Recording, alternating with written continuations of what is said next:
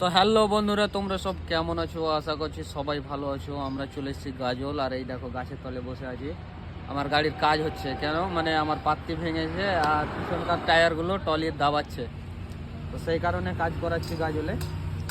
তো তোমাদেরকে দেখাচ্ছি, এই দেখো আমাদের গাড়ির কাজ হচ্ছে।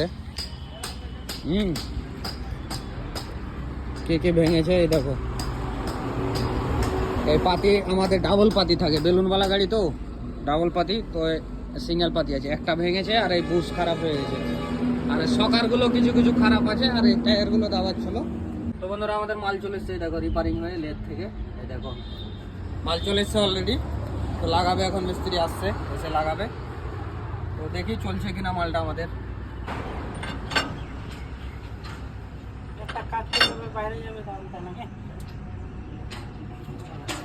তো দেখতে পাচ্ছ আমাদের এখন ইউবল টাইট হচ্ছে, আমাদের পাতি লাগা হয়ে গেছে অলরেডি। আর এই দেখো দুজন মিলে টাইট দিচ্ছে, মিস্ত্রি দাও আছে, আসলামও আছে, আর একটা মিস্ত্রি আছে, ওর নাম বললাম না, মদন দা।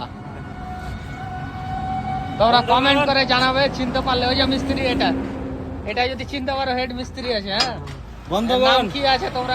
এই মিস্ত্রি না বন্ধুগণ, ইঞ্জিনিয়ার। ওর কাছে একটা ছেলে আছে, ওর নাম হচ্ছে পবিত্র, ওকে সব সময় নোংরা করে রাখছে। তো গাইস, তোমরা দেখতেই পাচ্ছ আমরা এখন অ্যাড ব্লুটা চেঞ্জ করছি, কারণ আমরা ইন্ডিয়ান ওয়েলের ঢেলেছিলাম ইউরিয়া।